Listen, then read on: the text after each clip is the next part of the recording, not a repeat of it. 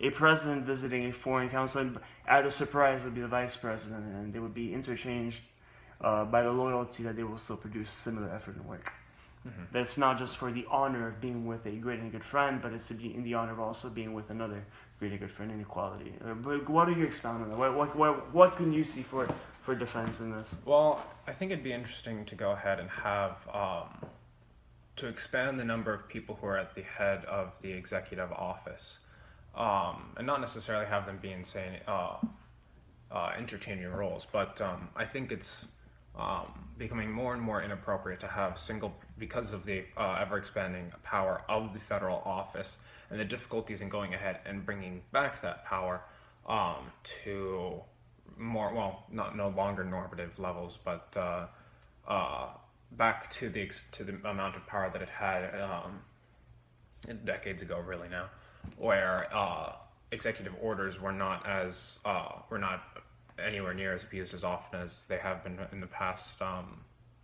Really, three presidencies. You mean to have a smaller government is you think a little bit more abusive to have a bigger government in the Well, I think executive it's to branch? have instead of having, say, one president or just a president and vice president, to go ahead and have multiple people who all have equal power inside of the executive office. So, for example, should be more of a rule by vote or by convincing. Sure. Yeah, sure. I think it would be nice to have, say, three people at the head of the executive office. I don't know how the vice president So should, say president, vice president, and prime minister. yeah, but all have equal amount of power. Now, Interesting. perhaps- That's a super perhaps cool have- idea. That's innovative in itself, and Now, that would perhaps, help. yeah. That would help defense as well. Not blame one guy, but then Yeah, and then perhaps it's- have certain specialization inside of, say, one key. deal with militaristic, just say one be more specialized towards militaristic scenarios, one commander-in-chief, one be more specializing in domestic issues, and one more specializing inside Think more like defense international. secretaries, for example. You have Yeah. the secretary for the office of the Air Force, then for the Army, but then more for the executive branch, and then whichever varies. Let's do that. Here we get a disjoint, to take or come apart at the joints, and layman, one who is not a cleric. To also expand the positions of the papacy. Well, in fact, now we have two. We have Cardinal Ratzinger and Pope Francis, but then to have more than one pope for perhaps one religion. Mm-hmm. So you mean a deeper variety of insights, but all remember though by loyalty, they must be loyal and equal in vision, not to have opposing factors, but loyal in vision. Okay, great. Let's see. Let's go quick here. Raising the U.S. economy, things that would raise us up. Let's go quick. All right. Passage. Where do you see passage? Passage right here. Okay. Passage. A corridor in a building. Yeah, corridor. So building an alley, corridor, an right? alley, lane, channel, path, or other way providing communication. I like the providing communication part. Mm-hmm. Let's do a different letter. Ridgeway. No, that's a person. Ridicule. Contemptuous laughter. Yes. So ridicule and passage. I think now, and passage in the sense of methods of communication. I think nowadays there's far too often there's a lack of personalization inside of the ways in which we communicate, which whenever dealing with people who are either anonymous or just generally strangers to us, I think there's far more tendency to go ahead and ridicule someone, because I think that the way in which with websites like Twitter, Facebook, and so on, it indulges people's knee-jerk reaction to put that out there immediately. But more so, their knee-jerk reaction in order to go ahead and just say something short and sweet, and whatever it is and whatever instinctual emotion they come up with right as soon as they see it.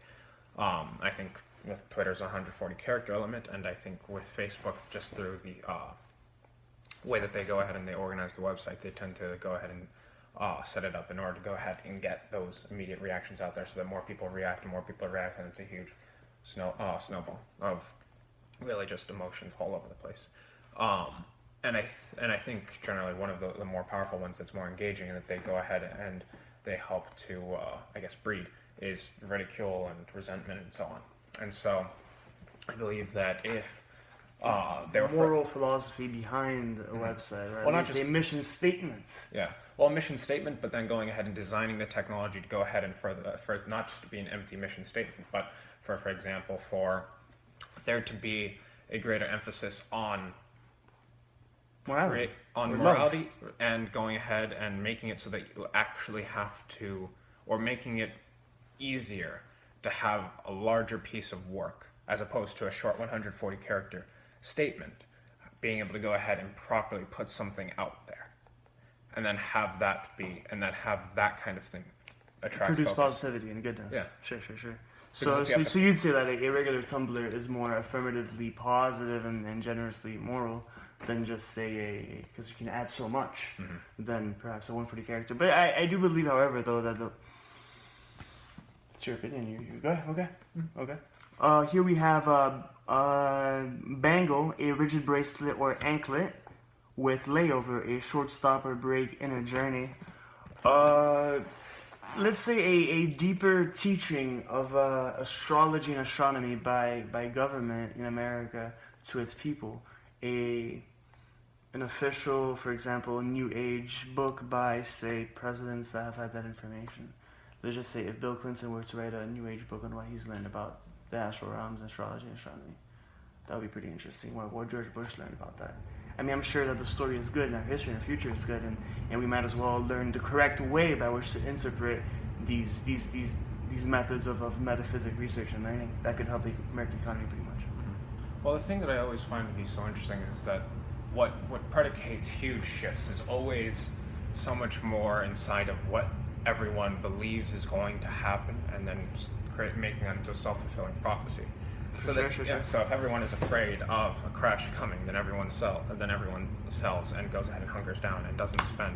And it basically kills the market, it kills the stock market, and it kills the consumerist market. Except if the future is good, and if the future is good and the teaching is good, then we'll have people a believe positive it, effect. and then people go forward.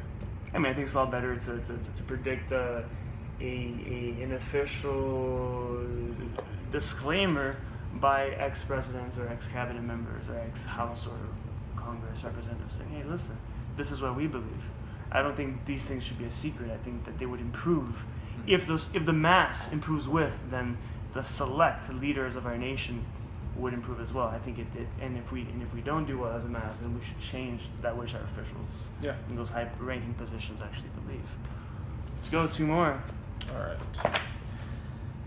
right.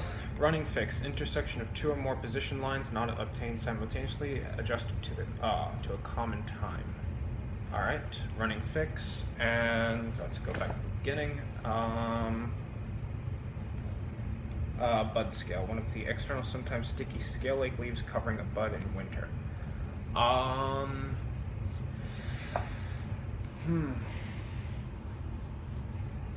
me think.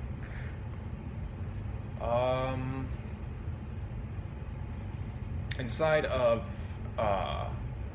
agriculture, if I'm not mistaken, generally it's a fairly bad idea to go ahead and just continuously go ahead and plant the same crop on the same area again and again and again and again. Because one, if for a good deal of crops, if you just plant a certain type of crops, you'll just end up going ahead and depleting the nitrogen from the soil, in which case you'll have to go ahead and you'll have to add more, which increases cost, and also salt water, etc. Yeah, and can also go ahead and end up becoming runoff and then polluting main water lines. And so you have to go ahead and you have to plant different kinds of crops that that'll go ahead and replenish the nitrogen and so on. And I think if there were bamboo is a good example of that, sure.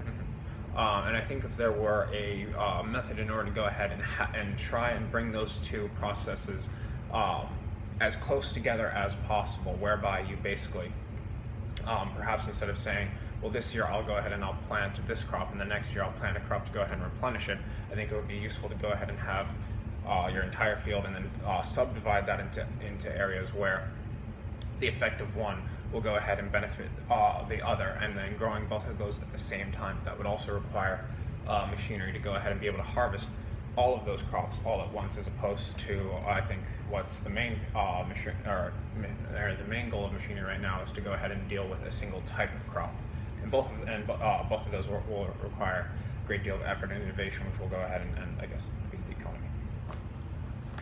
And the innovation to that would be cockroach, any various oval flat body insects common as household pests.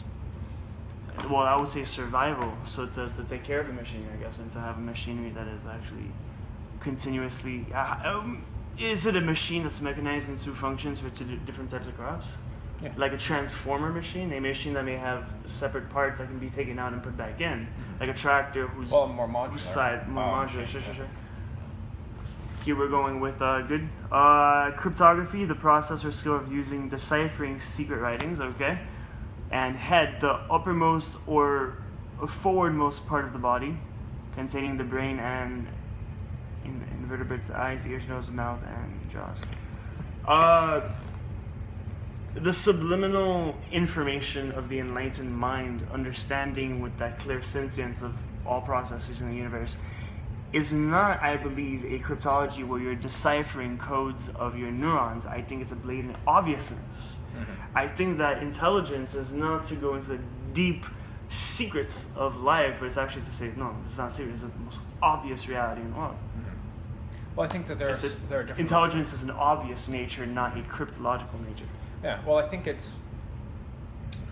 what it is that for a lot of people, there are different levels of understanding. For example, I don't know perfectly how it is that I'm moving my hand, how I can go ahead and do each finger, how I can do these two fingers, this, and then that one, and so on. I don't perfectly think inside my mind of the exact instruction set in order to go ahead and do it. But at a different level, a different part of my mind understands that. And so I think there's a number of I have an explanation for that, but move on. Well, I think that there's that all these sorts of truths are in some way automatically obvious to part of our mind, and however to other parts, due to their understanding of other obvious truths, it goes ahead and makes the understanding of other. The synaptic nature makes it more complicated. Mm-hmm. We should just be neurons. And then going ahead and slowly breaking through is bringing together those multitudes of different understandings all into a single unified understanding, where you understand how it is and you understand spirituality and the crystallization of its mm-hmm. processes. Yes. The openness of a spiritual perfection, mm-hmm. spiritual enlightenment. Understanding at all levels. Which is the spirituality of this is a spiritual experience, therefore it is transcendent to the brain and mind altogether. It is literally a openness that is so pure that reality happens. And the brain's mystery is quite literally a pure effect. That's one level. And the other part of the brain may say, actually, it's a universe of gravity, and to the level of gravity and temperature, so the brain being a temperature mechanism, receiving temperature from the environment, would enact certain types of impulses that magnetically would move the hands to the degree of the spectrum of that magnetic impulse. Is that it?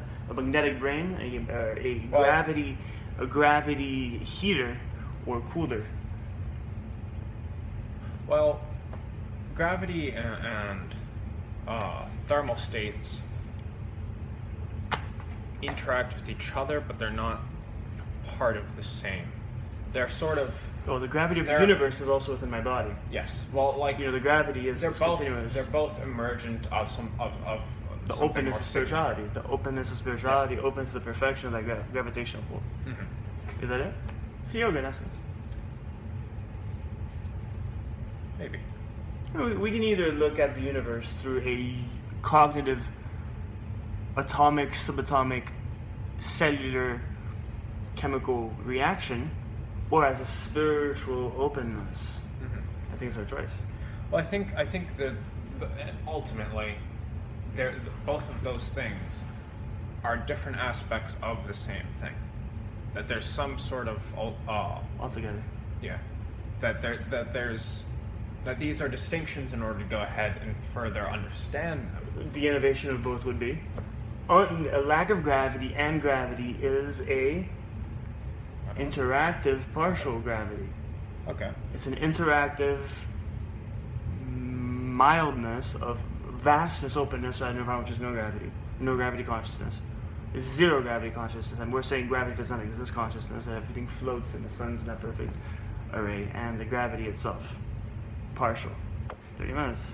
Oh wow.